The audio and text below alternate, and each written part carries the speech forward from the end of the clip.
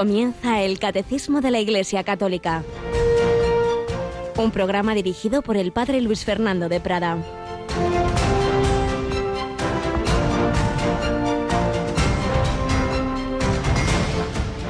Zaqueo, date prisa y baja, porque es necesario que hoy me quede en tu casa. Alabado sean Jesús, María y José. Muy buenos días en este martes 16 de noviembre. Ya entramos en la segunda mitad de este mes de noviembre, este mes que nos recuerda que estamos llamados al encuentro con Dios. La vida para buscarlo, la muerte para encontrarlo, la eternidad para disfrutarlo. Pero eso no es automático. Hace falta que digamos que sí.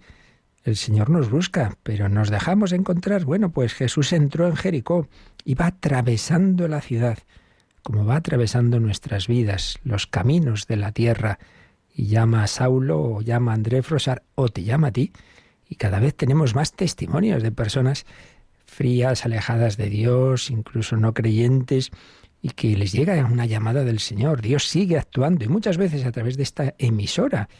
Muchos testimonios de alguien que enciende la radio en el coche y no lo buscaba, no lo esperaba, pero el Señor le llama.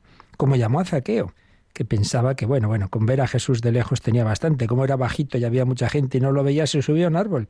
Sí, pues el Señor quiso pasar por ahí, levantó la mirada, miró a Zaqueo y le dijo: Zaqueo, date prisa y baja, porque es necesario que hoy me quede en tu casa. Bueno, cambia el nombre de Zaqueo por tu nombre, por favor. Tú, a ti, que sí que va para ti, pero si a mí esto no me va, pero que es para ti, que Jesucristo sí va por ti, que no se olvida de nadie, que se olvida de las 99 con tal de buscar a la oveja perdida. También tú, cada uno de nosotros lo somos. Muchas veces nos alejamos, nos enfriamos, perdemos esa confianza en el Señor. Date prisa, baja de ese árbol, del árbol de la autosuficiencia.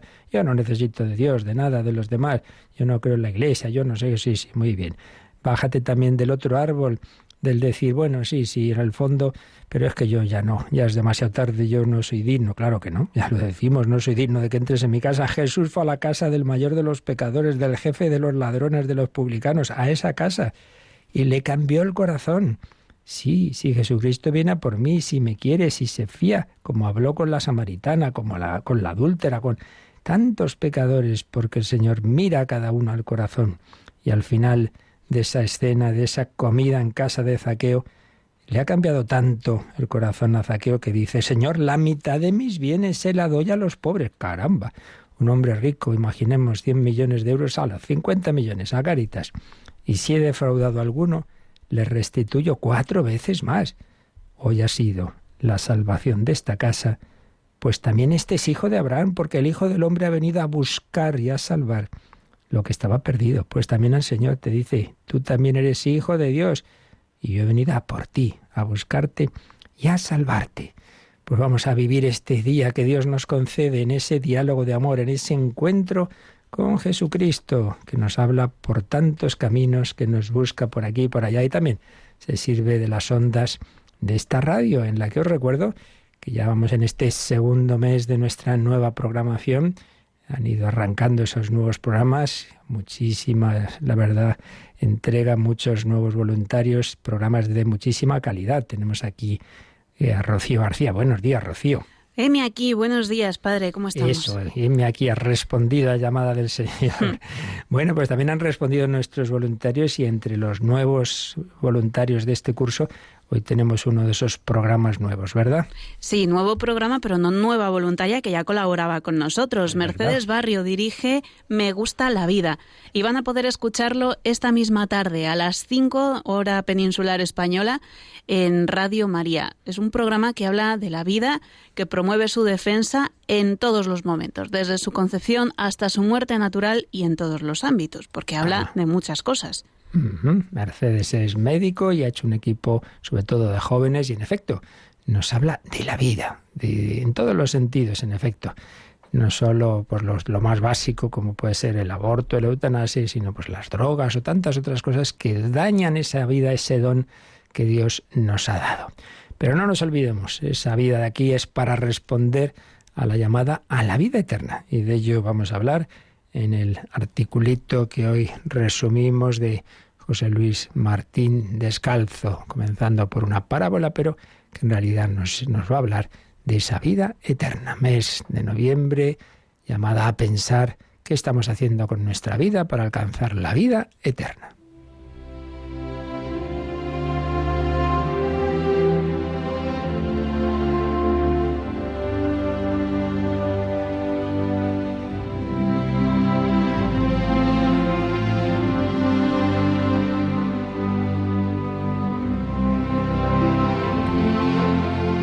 El arcángel caracol, un artículo escrito hace años por el sacerdote y periodista José Luis Martín Descalzo. Hay una vieja fábula oriental que cuenta la llegada de un caracol al cielo. El animalito había venido arrastrándose kilómetros y kilómetros, dejando un surco de baba por los caminos y perdiendo también trozos del alma por el esfuerzo. Y al llegar al borde del pórtico del cielo, San Pedro lo miró con compasión, le acarició con la punta de su bastón y le preguntó: ¿qué vienes a buscar tú en el cielo, pequeño caracol? El animalito, levantando la cabeza con un orgullo que jamás se hubiera imaginado en él, respondió: vengo a buscar la inmortalidad. San Pedro se echó a reír francamente, aunque con ternura, y le preguntó: ¿la inmortalidad? ¿Y qué harás tú con la inmortalidad? No te rías. ¿Acaso no soy yo también una criatura de Dios como los arcángeles? Sí, eso soy, el arcángel caracol. Ahora la risa de San Pedro se volvió un poco más malintencionada e irónica. ¿Un arcángel tú? Los arcángeles llevan alas de oro, escudo de plata, espada flamígera, sandalias rojas. ¿Dónde están tus alas, tu escudo, tu espada y tus sandalias? El caracol volvió a levantar con orgullo su cabeza y respondió: están dentro de mi caparazón, duermen, esperan. ¿Y qué esperan, si puede saber? Se arguyó San Pedro. Esperan el gran momento. El portero del cielo, pensando que nuestro caracol se había vuelto loco, insistió: ¿qué gran momento? Este, respondió el caracol, y al decirlo dio un gran salto y cruzó el dintel de la puerta del paraíso, del cual ya nunca pudieron echarle.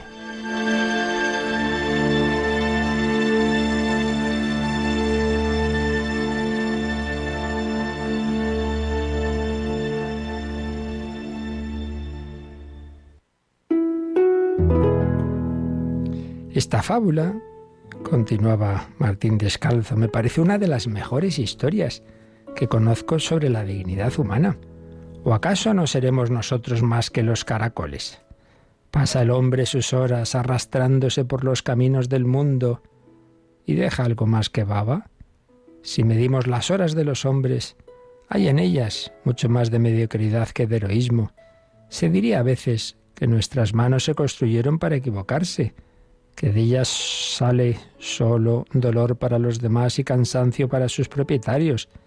Débiles como caracoles, cualquiera podría pisotearnos y reventaría nuestra existencia como la débil concha de los gasterópodos.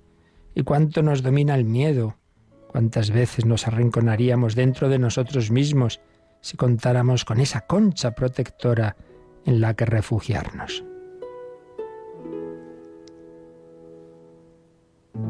Y sin embargo, dentro están nuestras armas, las alas de oro de la inteligencia, el escudo de plata de la voluntad, la lanza viva de la palabra, las sandalias rojas del coraje. Están ahí dentro, dormidas, casi sin usar. Qué pocas veces desenvainan los hombres sus almas.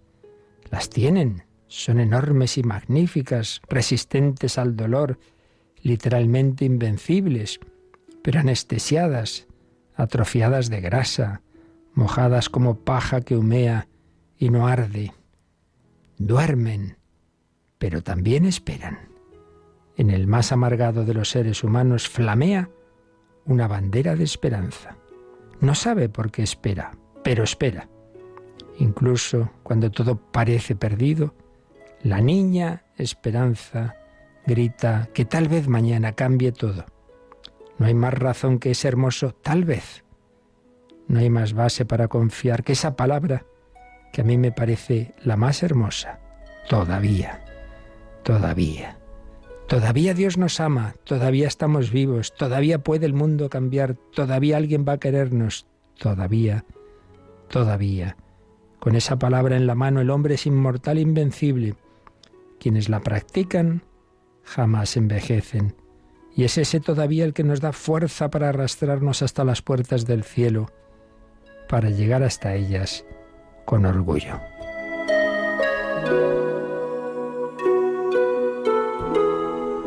Este orgullo de ser hombres no puede ser pecado, a no ser que se trate de un orgullo tan tonto que empieza por renunciar a su mejor raíz, la de pertenecer a la gran estirpe de los hijos de alguien con mayúscula. Somos los arcángeles hijos, y no es lo importante la baba que se dejó por el camino, sino el alma, que ningún camino nos podrá arrebatar si nosotros no nos resignamos a perderla. Con ella tendremos derecho no a mendigar la eternidad, sino a esperarla. Si San Pedro nos juzga por el barro acumulado sobre nuestros caparazones, tendrá todas las razones del mundo para acariciarnos con compasiva ironía, con la contera de su bastón. Tú, pobre criatura, ¿te atreves a esperar la eternidad? Reventarías, estallarías al entrar en ella, como los aviones al traspasar la barrera del sonido. Tú, con ese pobre fuselaje de una conchita de miseria, has nacido cuando más para el limbo. No estés seguro, San Pedro. El alma del hombre es incombustible. Se construyó no para el tiempo, sino para la eternidad, dura como el diamante. Pero falta, eso sí, el gran salto. Solo se realizan y se salvan los atletas, los que se atreven a vivirse, los que cada mañana y cada tarde saltan desde el sueño a la existencia. De eso será el reino de los cielos y lo mejor del reino de la tierra, la alegría. ¡Ánimo, hermanos caracoles! ¡Ánimo! Las alas, el escudo, las sandalias y la lanza están dentro. No se ven, pero esperan. Los caracoles atletas mostrarán un día los arcángeles que eran. Solo falta saltar. Hermanos caracoles.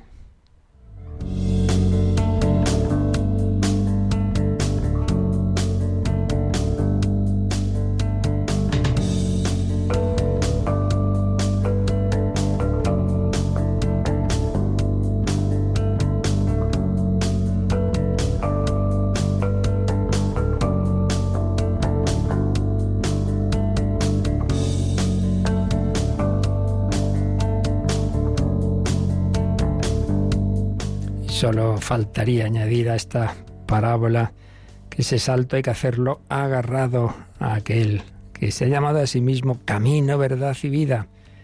Para llegar al cielo hay que entrar en el ascensor, que es el corazón de Cristo. Y ahí entramos todos los caracolitos, los zaqueos, las samaritanas, todos. Pero eso, déjate coger por Jesús, no te sueltes. No digas, no, yo ya me las arreglo por mi cuenta. Peligro del orgullo, de la autosuficiencia o de la desesperanza. Yo ya no tengo solución, soy un vil caracol. No, hombre, no, nada de vil. Hijo de Dios, el Señor quiere sacar lo mejor de ti mismo. También este es hijo de Abraham, también este es hijo de Dios. Bueno, y nuestro Señor Jesucristo, que ha saltado primero del cielo a la tierra para luego volver de la tierra al cielo. Una vez vivida esta vida humana, sufrida, la pasión, la muerte y vencida con la resurrección, ahora quiere llevarnos con nosotros para que donde estoy yo estéis también vosotros. Y ese Jesús que está en el cielo sigue en la tierra. Yo estaré con vosotros todos los días hasta el fin del mundo, en esa prolongación en el espacio y el tiempo que es la Iglesia. La Iglesia prolonga la presencia de Cristo, la acción de Cristo y nos comunica su Espíritu, que va transformando los corazones, como transformó el de Saulo en el gran apóstol de los gentiles, y luego miles de millones de corazones que ha ido tocando el Señor con su gracia. Lo puede hacer de cualquier forma, pero de una manera más intensa y segura, digámoslo así, y comunitaria, lo hace a través de esa acción suya en la Iglesia que llamamos la liturgia. Y es lo que estamos exponiendo en esta segunda parte del Catecismo de la Iglesia Católica. A su vez, en su primera sección de esta segunda parte, que son los fundamentos siempre de lo que se expone en cada parte, que es la liturgia, pues un poco cuál ha sido el desarrollo de la reflexión teológica sobre la misma, como es obra de la Santísima Trinidad, quien actúa realmente en la liturgia, aunque veamos a las personas humanas, pero son las personas divinas, el Padre, el Hijo, el Espíritu Santo, hacen presente la obra de la redención, la encarnación de Cristo, los frutos de esa redención, de ese misterio pascual, pasión, muerte, resurrección, envío del Espíritu Santo. Lo hace especialísimamente a través de lo más básico de la liturgia, que son los sacramentos. Estuvimos viendo el concepto de sacramentos, su eficacia, etc. Y estamos viendo ahora pues cómo se realiza esa celebración de la liturgia respondiendo a estas preguntas. ¿Quién celebra? Pues en último término es Jesucristo, Dios y hombre verdadero, sumo sacerdote, pero como cabeza del cuerpo místico. El que no vemos, Cristo, actúa a través de los que vemos, el obispo, el sacerdote, todos, cada uno de los miembros de la Iglesia, la asamblea. ¿Quién celebra? ¿Cómo se celebra? Ahí hemos hablado de los signos, los símbolos, palabras, acciones, canto y música, imágenes sagradas.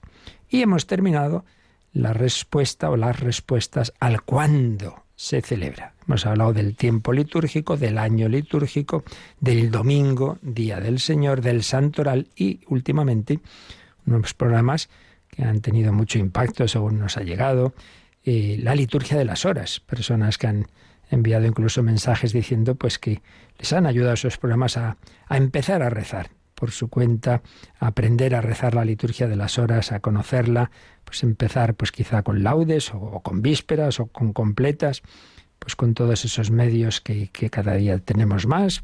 Quienes pues usan las aplicaciones en los móviles, pues tenéis la aplicación de la Conferencia Episcopal, varias, hay también una con el Misal Romano. En fin, la verdad es que lo tenemos fácil, o todas esas publicaciones en que nos viene pues la liturgia del día, también en páginas web donde podemos encontrar que, por ejemplo, el testigo fiel, ¿no? Qué celebraciones cada día y qué tipo de oración corresponde, etcétera, etcétera. Y entramos en la cuarta pregunta de estas sobre cómo se hace la celebración. Ahora, después del cuándo, vamos a preguntarnos el dónde. Esta liturgia, ¿dónde se celebra? Entonces, este apartado pues va a ocuparnos desde el número 1179 al 1186. Son varios números, pero la verdad es que aquí hay mucha materia, más de la que pueda parecer. Obviamente lo haremos pues resumidamente, porque recuerdo una vez más que este es un programa sobre el catecismo que lo que hace es resumir lo que en otros programas se ve con detalle. Y concretamente tenemos bastantes programas de liturgia, no lo olvidemos. Y ahí es donde esto se profundiza y donde podéis sobre todo dirigir vuestras preguntas a expertos en liturgia. La teología es una gran ciencia pues con muchas ramas. Y uno no puede especializarse en todas, claro, como pasa en lo demás. Y tenemos especialistas en liturgia que dirigen esos programas que siempre podéis ver en nuestra programación o podéis preguntar a los que atienden nuestra centralita. Bien, pero aquí vamos a hacer lo básico, vamos a exponer lo más esencial para todos, siguiendo las preguntas del catecismo que, como digo, empiezan en lo que nos cuenta en el número 1179. Pero antes de leer esos números del catecismo, hacemos una pequeña introducción con una de las obras a la que acudimos de vez en cuando, que es una auténtica joyita de espiritualidad litúrgica. Este sacerdote libanés que ya murió, Jean Corbon, Liturgia Fontal. Vamos a resumir lo que nos dice al inicio de un capítulo sobre el espacio de la celebración, sobre Cristo como tiempo, como espacio, como todo, porque a fin de cuentas Él lo es todo para nosotros. Y escribía así Corbón: Jesucristo es nuestro tiempo nuevo, y es a Él al que celebramos en la noche de la fe, hasta que todo se ha consumado en la luz del día de su venida. Él es también nuestro espacio de vida, nuestro universo nuevo, y en Él celebramos los misterios de la fe, hasta que todo llegue a ser nuevos cielos y nueva tierra, morada de Dios con los hombres. Muchas expresiones que estoy leyendo vienen en el texto entrecomilladas porque son citas bíblicas, por ejemplo, de Apocalipsis 21:1 y siguientes. Desde ahora, Él es el lugar misterioso escondido en el Padre, donde nosotros celebramos sacramentalmente la liturgia eterna.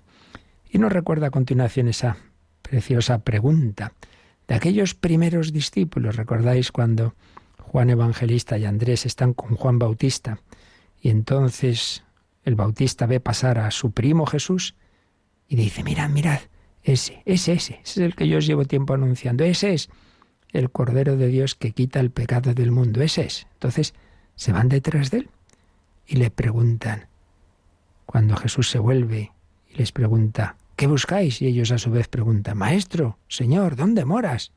¿Dónde moras? Y comenta Corbón: la economía de la salvación está atravesada por la búsqueda de una morada. La primera creación está ya bajo ese signo. La tierra es habitable, porque Dios la ha preparado como morada para el hombre al que ama. Pero se vuelve hostil en cuanto el miedo se instala en el corazón del hombre. Y es en ella donde Dios busca al hombre. ¿Dónde estás? Esa pregunta que hace el Señor después del pecado original. ¿Dónde estás? Y aquí la primera fragilidad de esta morada. El hombre hace de ella un escondrijo para su egoísmo, en vez de abrirla al encuentro y a la acogida. Desde entonces, inhóspita para el hombre que huye de su Dios, la tierra es prisionera de una ambigüedad trágica: la fecundidad y la muerte, el jardín y el desierto, la casa y el exilio. Se comprende, pues, la promesa que emana del corazón del Padre. Será una tierra que habitarán hijos que crean en su amor. La ambigüedad deberá desaparecer, porque el hombre no puede habitar la tierra de su Dios más que si su corazón es restaurado en la confianza. Y nos recuerda esa llamada de Dios a Abraham: vete a la tierra que yo te mostraré, pero con una condición: deja tu país y la casa de tu padre. Génesis 12:1. Cuando después de siglos de camino, de éxodos y de exilios, el Hijo eterno, el Hijo de Dios mismo, se hace hombre, Él cumple la promesa y la condición. Sale del Padre y viene a este mundo, pero para conducirnos y hacernos entrar en la casa del Padre. Qué bella comparación, yo no había caído en ella, la verdad. Esa llamada a Abraham, que Dios le hace peregrino, le dice: venga, vete a la tierra que yo te mostraré, lo que luego pues será esa tierra prometida a la que volverá Israel. Vete a esa tierra, pero para ello tienes que dejar tu tierra y la casa de tu padre. Bueno, pues Jan Corbón relaciona esa llamada a Abraham con la llamada al propio Hijo de Dios hecho hombre. Deja tu tierra, es decir, deja el cielo. Ya se entiende que a la vez sigue como Dios en lo que es el cielo, que es la Trinidad, pero baja a la tierra. Deja tu tierra, el cielo y la casa de tu padre y hazte peregrino por esos caminos de Belén, de Nazaret, de Galilea, de Judea. Hazte peregrino. El Hijo se hace hombre, cumple la promesa, sale del Padre, viene a este mundo para llevarnos de vuelta, sí, a través de la pasión, muerte y resurrección, para llevarnos a la casa del Padre. Los dos primeros discípulos quizá presentían esto cuando le preguntan a Jesús: Maestro, ¿dónde moras? ¿Dónde moras? Desde que el Verbo se hizo carne, habita entre nosotros. Desde que el corazón de su madre fue habitado totalmente por la fe, el Hijo fiel habita nuestra tierra. Entonces todo comienza a revivir. Esta tierra donde el hombre se esconde en el miedo y para la muerte, volverá a ser el espacio donde es encontrado en la confianza y para la vida. Desde su concepción hasta su ascensión, Jesús cumple este misterio de la morada. Aquel que contiene el universo por su palabra omnipotente está contenido, niño, en el seno de su madre. Aquel que formó a Adán de la tierra es formado de la tierra virgen de María. El Verbo creador del mundo encuentra refugio en una gruta, la gruta tipo de las primeras viviendas humanas, fue pronto considerada por las iglesias como símbolo del lugar del nacimiento de Jesús. Pero allí donde el hombre se refugiaba de la muerte, ahora encuentra al autor de su vida. Esto es lo que descubrirán las mujeres portadoras de aromas cuando Jesús se ha puesto en la última gruta del hombre, la tumba. ¿Por qué buscáis entre los muertos al que está vivo? Ahora todo ha cambiado. Es un estallido del espacio como el del tiempo. No está ya cerrado en sí mismo, está liberado de la muerte. Es llenado por aquel que contiene todo en su mismo cuerpo. Desde la tumba vacía a las puertas cerradas de la habitación alta, es el mismo misterio del universo nuevo el que comienza a manifestarse. El no lugar de Cristo resucitado se convierte, por su victoria sobre la muerte, en el espacio nuevo de nuestro universo. Desde entonces su ascensión dilata el espacio de su cuerpo incorruptible hasta que Él sea todo en todos y la nueva creación sea consumada. Mirad, yo estoy con vosotros todos los días hasta la consumación de los tiempos. Bueno, no me diréis que no es una preciosa introducción teológico-espiritual de Jean Corbon a la gran profundidad, pues, de lo que implica el espacio en la liturgia. Una maravilla. Es nuestra morada, nos espera Jesucristo, nos quiere meter en su corazón. Vamos a la liturgia, Maestro, ¿dónde moras? Y dice, aquí, venid. Y Él mismo, la morada, el Verbo hecho carne, baja a nuestra casa, entra en nuestro corazón, como fue a casa de Zaqueo. Y la comunión no solo es que ese cuerpo de Cristo que estaba en el altar ahora viene a mi cuerpo. No, hombre, no. Es un abrazo, es una persona viva que te abraza. Y en ese abrazo y en ese beso al alma te comunica el Espíritu Santo. ¡Qué maravilla! Bueno, pues esto es lo que vamos a ir viendo, la profundidad mucho mayor de lo que puede parecer que tiene todo en la liturgia y en este caso el espacio. Bueno, pues vamos, Rocío, a leer ya este primer número de este apartado que responde a esta pregunta del ¿dónde se celebra? ¿Dónde celebrar? 1179. El culto en espíritu y en verdad de la nueva alianza no está ligado a un lugar exclusivo. Toda la tierra es santa y ha sido confiada a los hijos de los hombres. Cuando los fieles se reúnen en un mismo lugar, lo fundamental es que ellos son las piedras vivas, reunidas para la edificación de un edificio espiritual. El cuerpo de Cristo resucitado es el templo espiritual de donde brota la fuente del agua viva. Incorporados a Cristo por el Espíritu Santo, somos el templo de Dios vivo. Bueno, pues un número también muy bello, formado por varias citas del Nuevo Testamento, que enseguida vamos a ir comentando, pero vamos a quedarnos un poquito ahí, a los pies de Jesús, como María de Betania, como aquella pecadora que se metió en la casa del fariseo. Déjame, Señor, estar a tus pies, Maestro. ¿Dónde moras? Venid y lo veréis.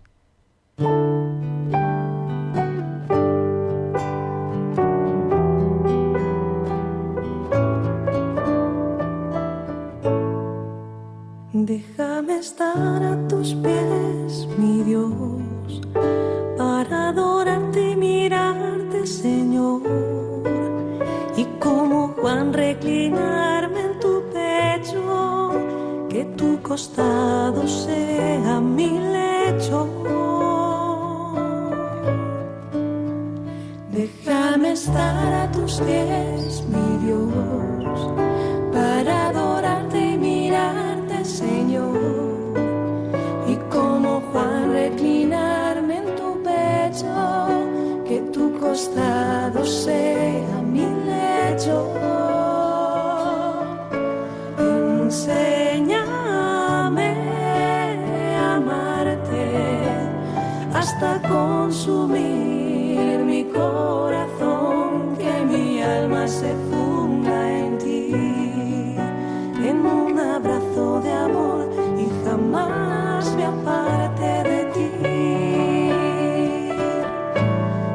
Enséñame a amarte hasta consumir mi corazón, que mi alma se funda en ti, en un abrazo de amor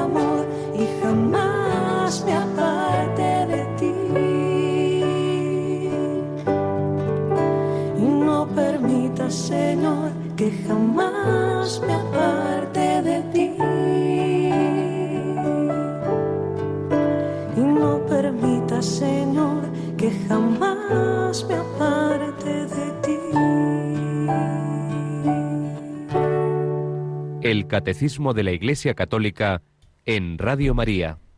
Déjame estar a tus pies, Señor. Bueno, pues relemos despacito este número 1179, donde comienza este apartado sobre el don de celebrar la liturgia. Dice: el culto en espíritu y en verdad de la nueva alianza no está ligado a un lugar exclusivo. ¿Suena eso de en espíritu y en verdad? Pues sí, es del diálogo de Jesús con la samaritana. La samaritana pregunta dónde hay que adorar, si en Jerusalén o allí, tal, y Jesús dice: mira, lo importante es adorar en espíritu y en verdad. Esa expresión tiene un primer sentido así como más obvio, que es, hombre, lo importante del culto es hacerlo con el corazón. No basta decir palabras, no basta un ritualismo vacío, que era siempre el gran peligro, ¿no? Bueno, era y es el peligro de cualquier gesto religioso, en cualquier, desde luego, las religiones paganas, clarísimamente, pero los profetas anunciaban a Israel que tuvieran cuidado, que lo que Dios había ofrecido como una serie de sacrificios y de oraciones que son estupendas cuando se hacen con el corazón, si simplemente se hacen con labios o con gestos y no responden a lo que uno lleva dentro, pues es un culto vacío. Pero no solo significa eso.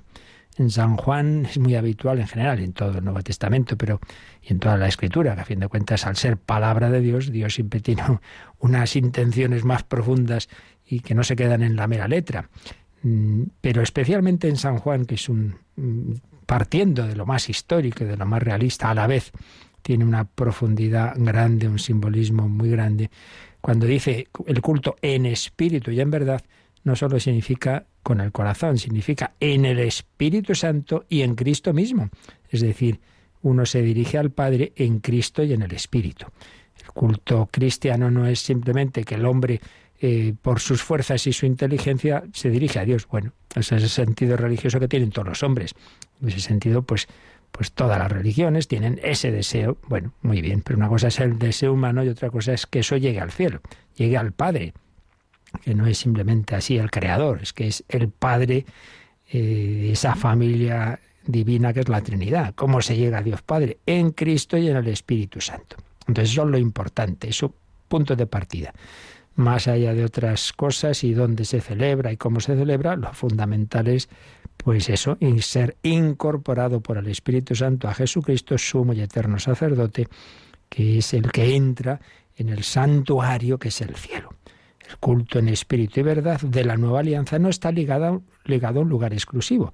Si no vas al templo de no sé dónde, a Jerusalén o a San Pedro de Roma, no.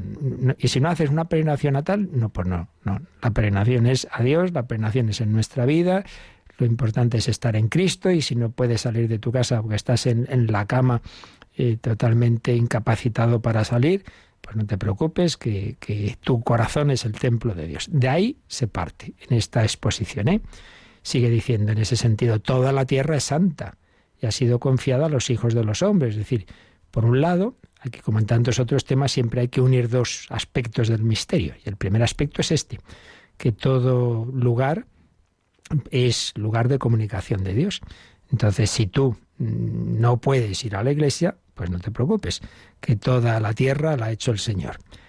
Pero, por otro lado, veremos el otro extremo. El otro extremo es que eso no quita que haya lugares de especial comunicación de Dios, como el hecho de que todo el día hay que estar unido a Dios no quita que deba haber momentos especialmente dedicados a Él, como vimos en la parte del tiempo. Pero sigo leyendo. Cuando los fieles se reúnen en un mismo lugar, claro, entonces necesitarán un lugar para reunirse, ¿no? Cuando los fieles se reúnen en un mismo lugar, sin embargo, lo fundamental es que ellos son las piedras vivas, reunidas para la edificación de un edificio espiritual. Y aquí la cita es de la primera carta de San Pedro, primera de Pedro, capítulo 2, versículos 4 y 5. Un pasito más. Sí, estamos llamados no meramente a una relación individualista con Dios, sino que Jesucristo ha querido formar un cuerpo místico, una familia, un pueblo, pues habrá que reunirse, ¿no? Sí, pero sin olvidar nunca que lo principal no es el sitio, que sea mejor o peor el sitio, sino que cada uno de nosotros somos una piedra viva de ese edificio espiritual. Porque, sigue diciendo, el 1179, el cuerpo de Cristo resucitado es el templo espiritual, de donde brota la fuente de agua viva. Claro, eso es punto fundamental de esta materia en el Nuevo Testamento. Destruid este templo de Jerusalén y en 3 días lo reedificaré. No de Jerusalén, no, el cuerpo de Cristo. Es el templo verdadero. Ese cuerpo, porque, dice San Pablo, en ese cuerpo de Jesús, en Cristo, habita corporalmente la divinidad. Por tanto, lo importante es vivir en Cristo, vida en Cristo. El cuerpo de Cristo resucitado es el templo espiritual de donde brota la fuente de agua viva. Recordamos en el profeta Ezequiel, capítulo 47, si no recuerdo mal, esa visión del profeta que empieza a salir un río de agua del lado derecho del templo. Eso se cumple en el cuerpo de Cristo. De su lado derecho brota sangre y agua cuando es traspasado por la lanza del soldado. El templo nuevo, que es el cuerpo de Cristo, de su corazón, que es el Sancta Sanctorum, la intimidad de Dios, que se abre, el velo que se ha rasgado a la muerte de Cristo, significa que ya Dios ha abierto su intimidad. Dios es amor, ya sabemos cómo es por dentro. Quien me ha visto a mí ha visto al Padre. Contempla ese costado abierto. Y de ahí sale agua viva, el Espíritu Santo, que se derrama sobre la humanidad, representada en María, la Inmaculada, y en Juan el discípulo. Eso es lo esencial, mirar a Cristo, beber de esa corriente de agua viva al Espíritu Santo. Por eso, última frase del número, incorporados a Cristo por el Espíritu Santo, somos el templo de Dios vivo. Y aquí la cita es de 2 Corintios 6:16. San Pablo, segunda carta a los Corintios, capítulo 6, versículo 16. Si yo recibo del templo que es Cristo el agua viva, que es el Espíritu Santo, a su vez, pues yo me convierto en templo del Dios vivo, porque entonces la Santísima Trinidad mora en mi alma. Por tanto, este es el punto de partida, no lo olvidemos. Lo esencial del culto cristiano, pues es interior, es personal, es nuestro corazón. En ese sentido, no tiene ni de lejos la misma importancia el lugar físico de los templos, del que hablaremos enseguida, que en otras religiones, en que lo importante es ir allí, ir allá, esta peregrinación. No, nosotros sabemos que lo esencial está en ese diálogo, en ese encuentro con el templo vivo, que es el propio Jesucristo.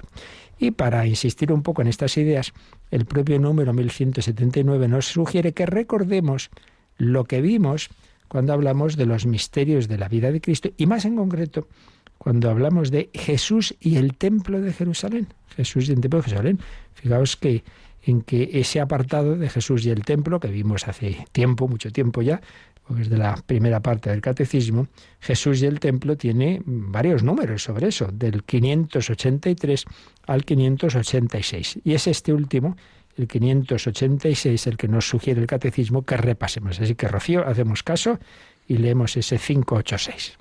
Lejos de haber sido hostil al templo donde expuso lo esencial de su enseñanza, Jesús quiso pagar el impuesto del templo asociándose con Pedro, a quien acababa de poner como fundamento de su futura iglesia. Aún más, se identificó con el templo presentándose como la morada definitiva de Dios entre los hombres. Por eso, su muerte corporal anuncia la destrucción del templo, que señalará la entrada en una nueva edad de la historia de la salvación. Llega la hora en que ni en este monte ni en Jerusalén adoraréis al Padre.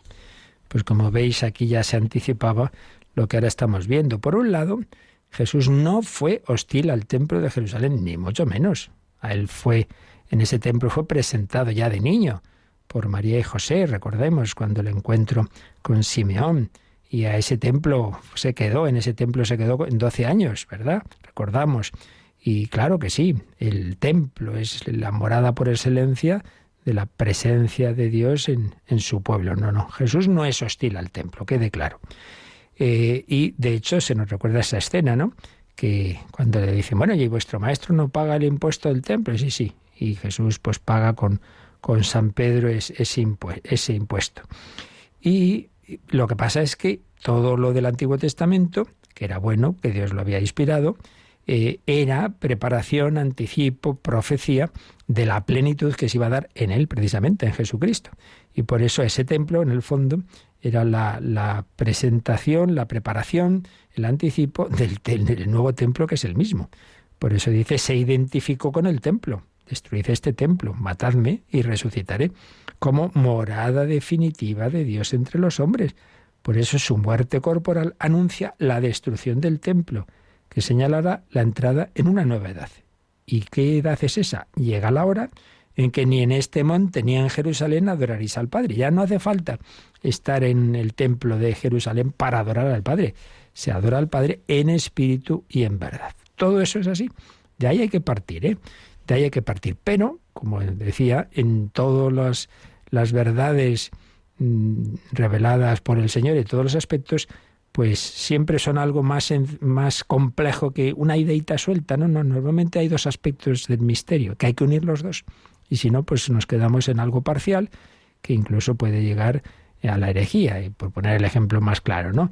Dios es uno y Dios es trino. Las dos cosas son verdad, cada una desde un punto de vista. No son contradictorias. Dios es uno en esencia, pero trino en personas.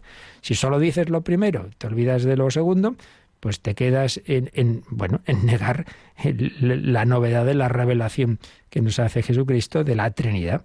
Pero si acentúas tanto la Trinidad que te olvidas de la unidad, como si hubiera tres dioses, pues lo mismo, son dos errores graves en la fe. Bueno, pues en este tema también podemos caer, por un lado, en lo que más bien se caía en la antigüedad, ¿no? Lo importante es el sitio. Pues no, lo importante es estar en Cristo y en el Espíritu Santo. Pero eso no quita que también el Señor pues da importancia a los lugares. Y eso es lo que vamos a ir viendo en este apartado. Pero antes de seguir viendo lo que nos dicen los números del catecismo, pues vamos a otro de nuestras obras de referencia, de los que saben mucho más sobre estos temas. Y concretamente a esa obrita, esa joya que muchas veces hemos citado, El espíritu de la liturgia, una introducción que escribió, todavía siendo cardenal, Joseph Ratzinger, y de ella vamos a leer, a resumir un poco lo que nos dice en uno de los capítulos, titulado Lugares Sagrados, el significado del templo. Nos va a venir muy bien para ver la relación entre la liturgia judía y el aspecto del templo y la sinagoga con la liturgia cristiana. Intentamos resumirlo, empiezo hoy y ya seguiremos próximo día, si Dios quiere. Y claro, en el momento que escribe esto Joseph Ratzinger, se estaba cayendo en uno de los dos extremos que hemos dicho, justo al contrario de aquel al que tendían pues los más fieles de seguidores judíos del templo. Y es decir, bueno, ¿qué más da lo del templo? Lo importante, el templo somos nosotros y ya está. Pero bueno, empezaba recordando el entonces cardenal Ratzinger que incluso los enemigos más decididos de lo sacro, en este caso del lugar sagrado, admiten que la comunidad cristiana necesita un lugar para reunirse. Entonces definen la función de la Iglesia, pero en un sentido no sagrado, sino como algo funcional, algo que posibilita la reunión litúrgica. Y eso es verdad, que es un aspecto importante, una función fundamental de la Iglesia como edificio, que la distingue de la forma clásica del templo en la mayor parte de las religiones. El sumo sacerdote llevaba a cabo el rito expiatorio en el Sancta Sanctorum de la antigua alianza. Nadie aparte de él podía entrar, incluso él solo podía entrar una vez al año en el Sancta Sanctorum. Y de manera semejante tampoco los templos de las demás religiones solían ser lugares de reunión para los orantes, sino solo ámbitos de culto reservados a la divinidad. Y en este sentido hay un cambio indudable en el cristianismo. El templo cristiano recibió ya desde muy prontito el nombre de Domus Ecclesiae, es decir, casa de la Iglesia, de la Asamblea del Pueblo de Dios. Y luego ya se utilizará abreviadamente la palabra iglesia, asamblea, no solo para la comunidad viva, la Iglesia, somos nosotros la Iglesia, sino también para la casa que la acogía. Entonces ahí vemos ya una concepción distinta a esa idea del templo antiguo. Cristo mismo realiza el culto ante el Padre. Cristo se convierte en culto para los suyos desde el momento en que se reúnen con Él y en torno a Él. Por tanto, eso es verdad. Pero esta distinción fundamental entre el ámbito de la liturgia cristiana y los templos, el templo de Jerusalén o los templos paganos, no hay que llevarla al extremo de una falsa contraposición, como si hubiera una ruptura radical. con el Antiguo Testamento, como si quedara truncada la continuidad interna de la historia religiosa de la humanidad. No, hombre, tampoco es eso. En el Antiguo y el Nuevo Testamento no se suprime la continuidad, sino que hay una evolución, pero en continuidad. Y de hecho, nos explicaba, como siempre, con gran profundidad, esta continuidad. José sigue haciéndonos caer en la cuenta de que sí, es verdad, que la palabra iglesia ante todo significa convocación, convocatio.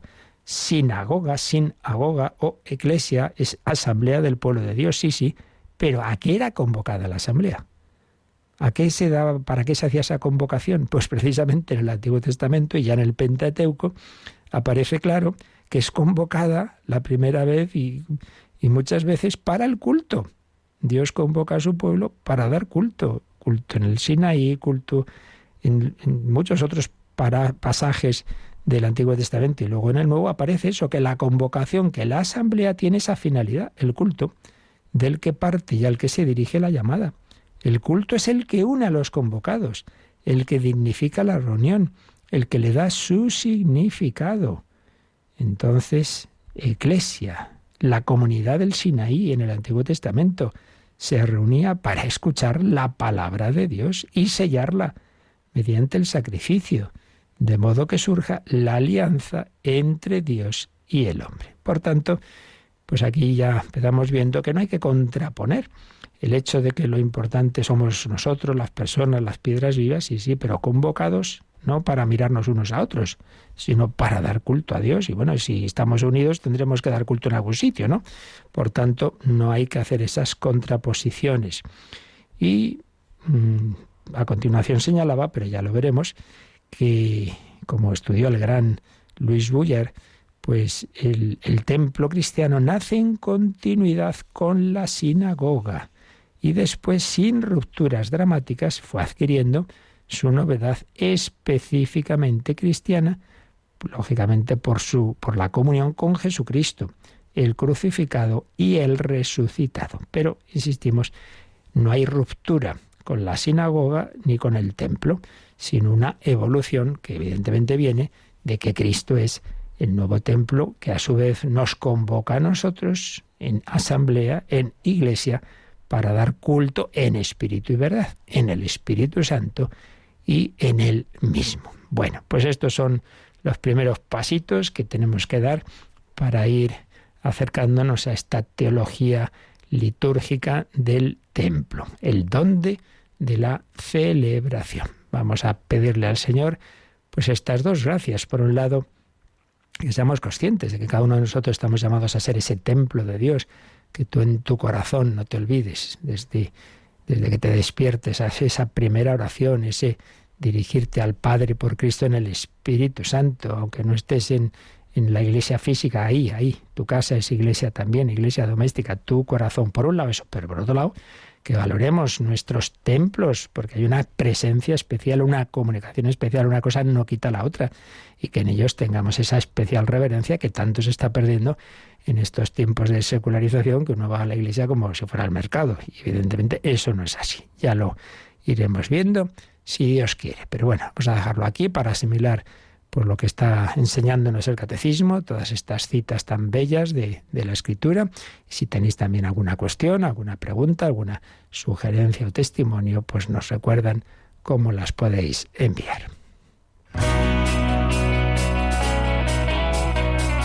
Participa en el programa con tus preguntas y dudas. Llama al 91005-9419. 91005-9419. Puedes escribir un mail a catecismo@radiomaria.es o escribirnos un mensaje al teléfono de WhatsApp 668 594 383. 668 594 383.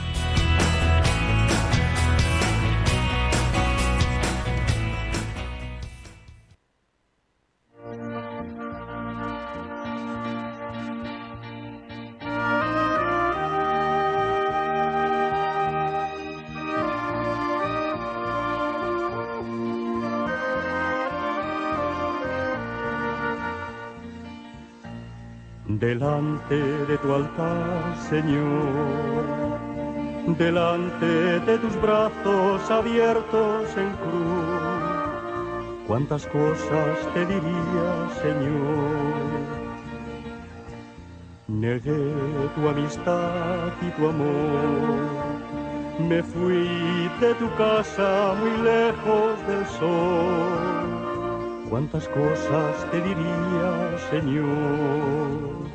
Vuelvo a tus brazos, abrázame, Señor, de rodillas hoy te pido perdón.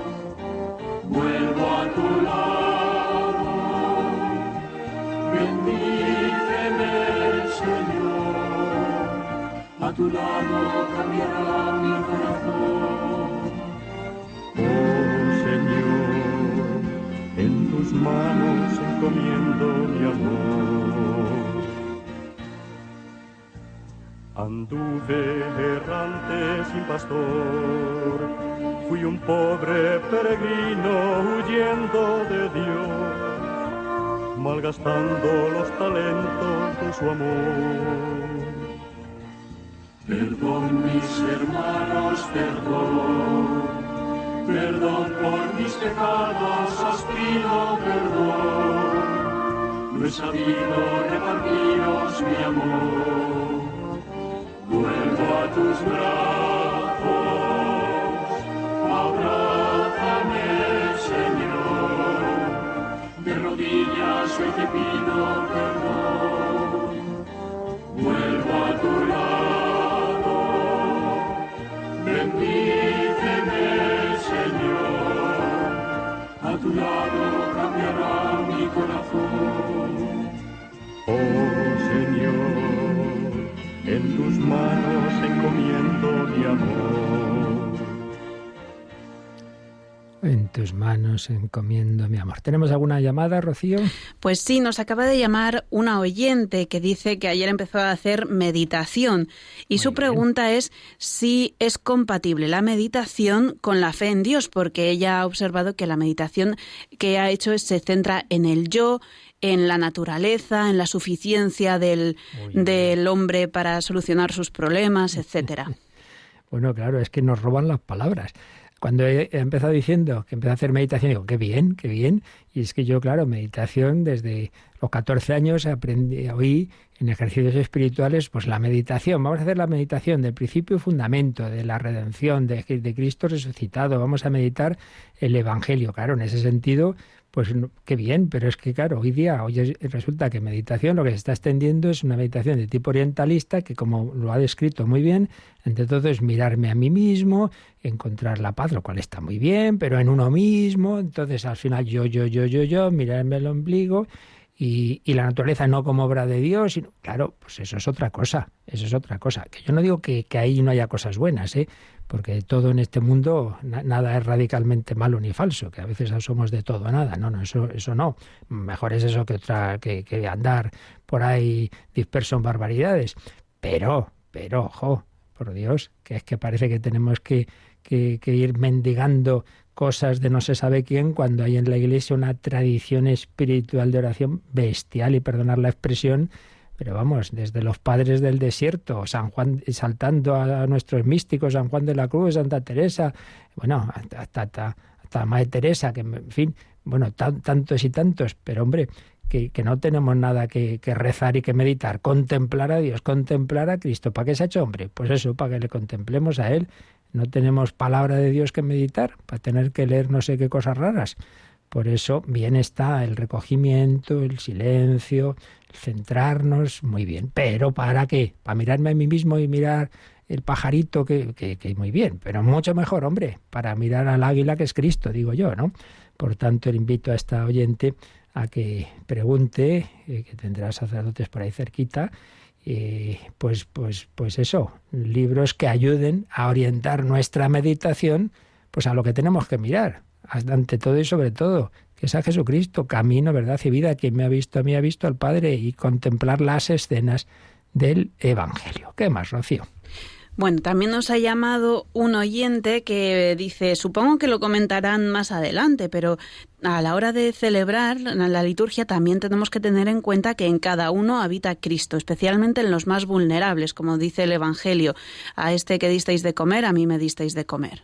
Pues sí, primero que ya lo hemos dicho, que hay esa presencia del Señor en nosotros y luego, en efecto, eso es otro aspecto. Hay muchas formas de presencia, ya lo dijimos, ¿eh? Al principio de la exposición de la liturgia estuvimos comentando el número 7 de la Constitución Sacrosanctum Concilium, que habla de que el Señor tiene distintas formas de presencia en la Iglesia, que no excluyen una a la otra. Lo que pasa es que hay distinto grado de densidad de esa presencia. No es lo mismo una que otra.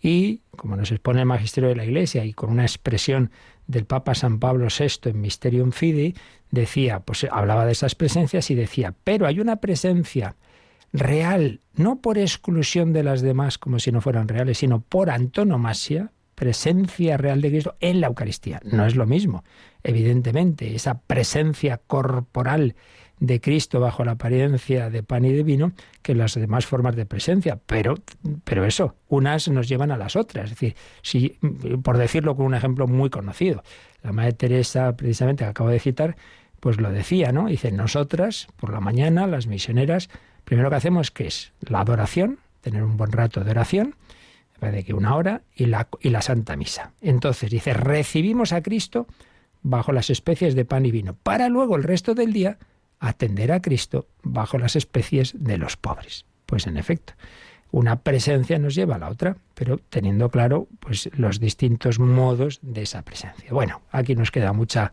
tela que cortar, hoy solo hemos empezado un poquito, pero creo que con un buen pórtico que nos ha abierto el catecismo y estos textos que hemos ido leyendo. Pues a buscar al Señor, agradecemos a Rocío su colaboración y a todos vosotros vuestra escucha y también vuestra colaboración con vuestras llamadas, preguntas, y ya sabéis, podéis dejar ya los correos, temas que os interesen o preguntas en catecismo@radiomaria.es. Pues pedimos al Señor su bendición para vivir este día encontrándole, buscándole, donde Él se nos quiera manifestar. La bendición de Dios Todopoderoso, Padre, Hijo y Espíritu Santo, descienda sobre vosotros. Alabado sea Jesucristo.